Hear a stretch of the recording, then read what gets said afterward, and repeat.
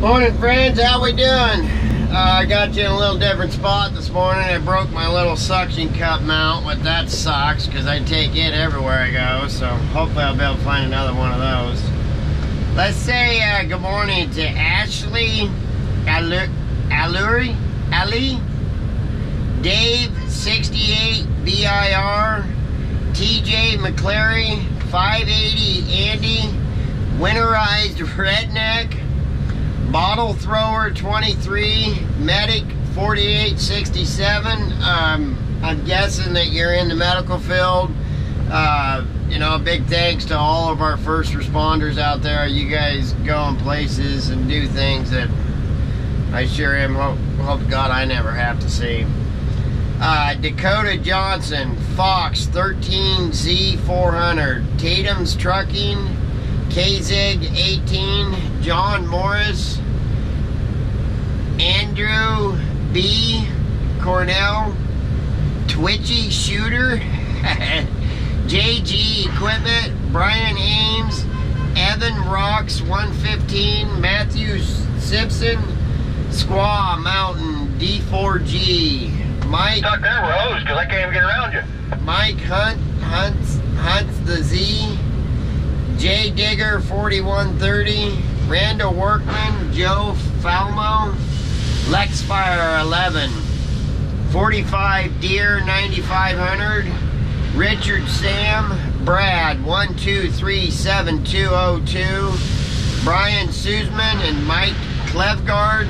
Thank you all for coming along on this little ride we're taking. I hope we can keep you interested. I'm glad to have you guys. There's lots and lots of good people to meet in the comment section. Don't be afraid to jump in there and let us know who you are or where you're from.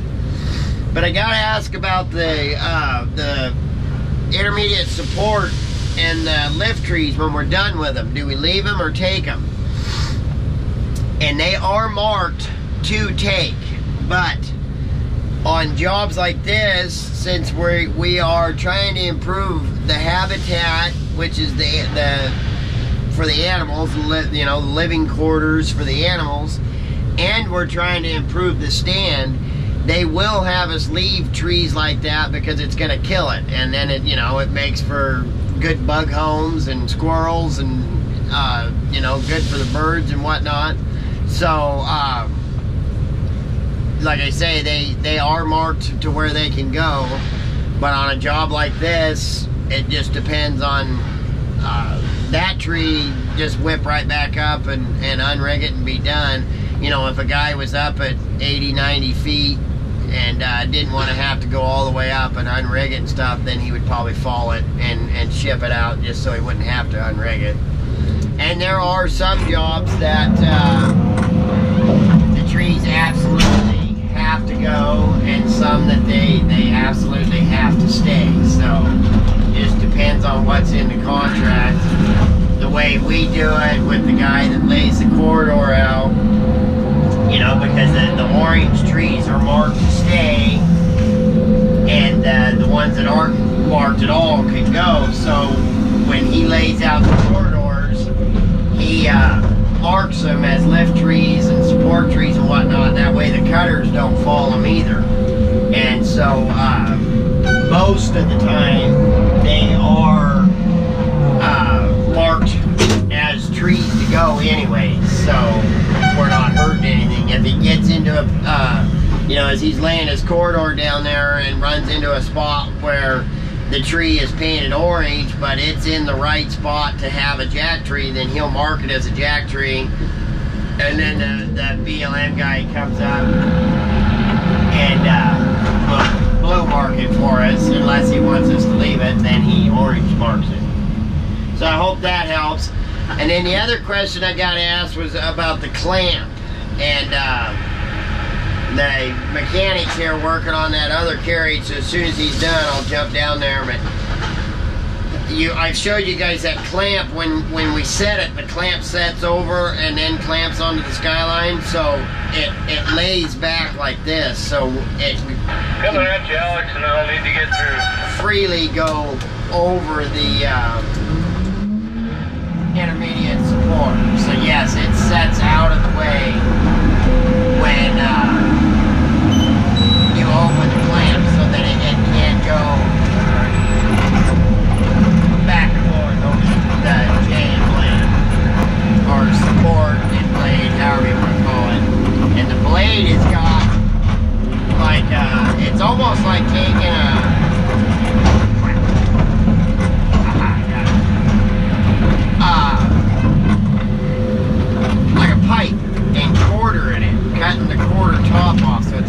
like a little valley for that Skyline to set in. And then there is a little spot where you can put it's not a clamp, it's just a little piece of metal that lays over the Skyline like that helps keep them on. When they first started doing this, I think people were having trouble with the Skylines popping off when you were picking them up. And if your blade's all fouled up or whatever, it will. I've seen it happen. I've had it happen to me. But if you take care of your blade, then it won't always do that. Yeah, just getting you a shot. See, this clamp is open. It's bled down a little bit, but when you activate it to set the clamp, then it comes down because the Skyline's actually comes right through here. So it comes down, grabs the Skyline, and then when it opens up, it sets back. So that's what allows it to go past that J and blade. Hopefully you look like right through here, that Skyline would be right here, so that the clamp actually sets back a little bit and opens up. Hopefully that answers your question about the clamp and the J and blade. Hey, morning folks, how we doing? Hey, I've gotten a pretty good response over this rattle and door, so I wanted everybody's like, you know, do this, do that, whatever. Well, this thing right here, this is why the door, and plus right outside here there's a stop, so that's why the door won't go all the way open. I could pull this pin, but there's still a stop right there on the outside, so it's not going to go anywhere, you know, open all the way. But, and you can see, well, maybe you can't see in the dark, I put some rubber right there and right there to try to see if it helped the rattling, and it does, so I'm going to put more. But the reason it rattles so much is the way this door handle's set up, it's down on the bottom there. So it's set up so that you can kick it with your foot to open it. Well, when you do that, this handle, it bends it down. And then it gets down so far, there's just a little tiny nipple in here for the outside handle that when you pull the handle, the little nipple grabs this and opens the mechanism. Well, when you kick that, if you kick it down and it bends it, then you can't get it open from the outside, so you got to bend it back up. Well, this door, it's like them refrigerator doors, it's super heavy, so the latch is down here, but the locking mechanism is clear up here, so if you don't absolutely slam that thing just as hard as you can slam it, is why it rattles like that. So I do have some more of that foam rubber crap, whatever it is. I'm gonna get it. I just only brought a couple of pieces to try it and see if it was gonna work, and it looks like it's going to. So I'll definitely get some more of that on there. I've gotten some great suggestions on what to do, and so far the foam rubber is probably my best bet to try. Hopefully.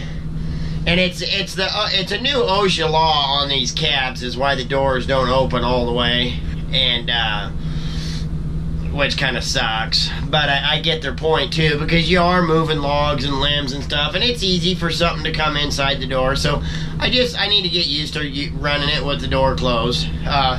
Just got to do it, you know. I mean, we gotta be safe. So, anyways, that's the ordeal with the door. We'll try to get. When I put some more of that foam rubber up, we'll get back to you guys and let you know how it works.